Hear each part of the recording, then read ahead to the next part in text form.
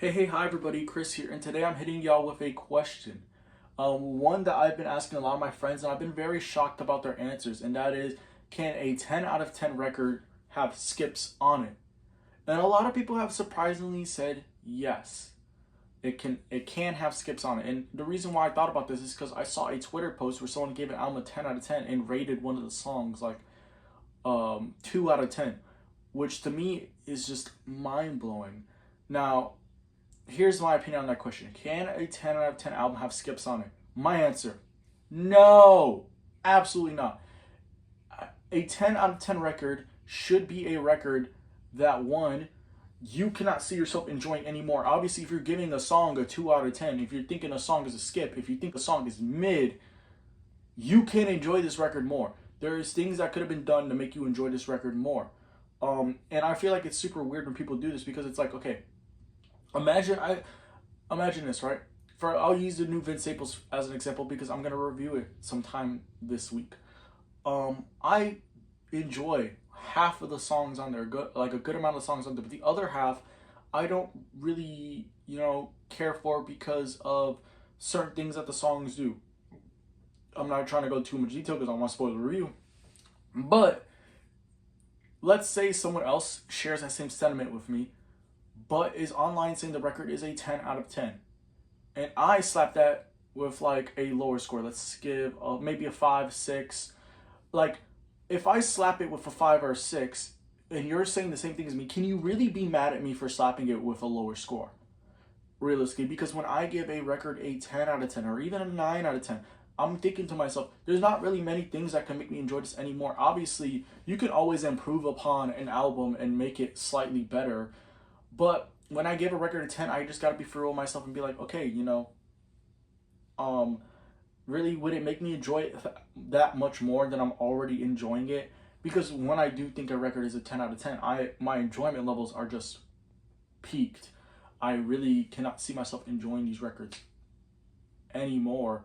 Like, yeah, maybe a certain song on the album could have done this or that, but realistically, it probably would not make me enjoy it that much more.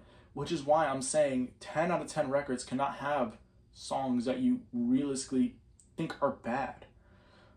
And like, also a lot of people put 10 out of 10s with replay value, which is always weird to me. For one, because I don't have a lot of time to really replay records that I give 10 out of 10s. Obviously, there are 10 out of 10 records I can kind of replay over and over and over because they're pretty easy to go back to, like the new CLIPSE record or like the debut Strokes record. Or even MADVILLIANY is a easy replayable record too, but that's not necessarily the case. Like, let's use for example, Lift Your Skinny Fist. That album has 4 20-minute songs on it with multiple movements. I don't have the time to be playing that every single week, and it has nothing to do with the quality. It has more to do with the length and the ambition of that record. Sometimes I will play back to and play some of my favorite movements on that record, like some of the more moving parts in Sleep or the first part of Storm. But that doesn't mean that I'm just gonna be, blasting this record all the time because I think it's a 10 out of 10. Same thing with Swans, To Be Kind. That record has a 30-minute song on there. You think I'm listening to that 30-minute song every week? Sometimes I just want to listen to some of the most peak intensity moments, like on Oxygen. Sometimes, I want to listen to some of the more groovier parts of that record. I'm not gonna sit down and listen to the whole thing every time I want to listen to it because that record is long. It has nothing to do with the quality. A lot of the albums I would give 10 out of 10s are very ambitious. For example, To Pimp a Butterfly. That is a 10 out of 10 record, but that album is so ambitious. Sometimes I just want to listen to like King Kunta or one of the other fun songs on that, more funner songs on that album, or more hype songs, All Right, or These Walls. I'm not gonna be playing the entirety of like Immortal Man. It has nothing to do with the quality. So I feel like replay value does not also play into this at all. So it's kind of confusing to me how, people can listen to it and be like, oh, this song sucks, but the record as a whole is a 10 out of 10. No, what?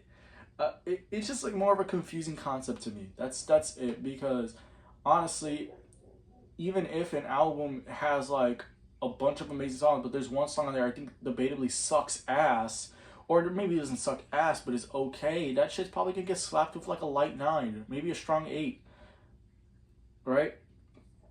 That's kind of where my confusion happens. I don't know. Does anyone have any opinions about this topic?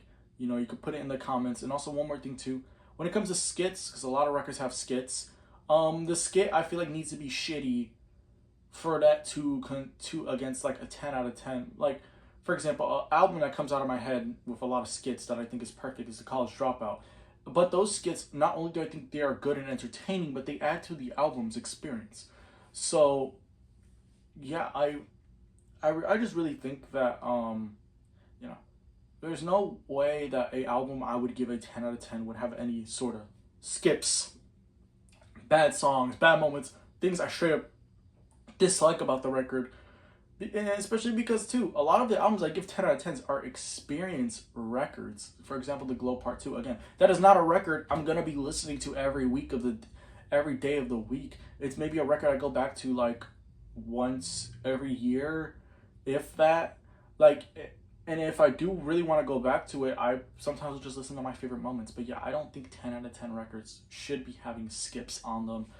That does not make them a 10 out of 10 record. I feel like for me, a 10 out of 10 record is an album that I enjoy, peak enjoyment from front to back. There's not a single moment that sours it, not even a little bit.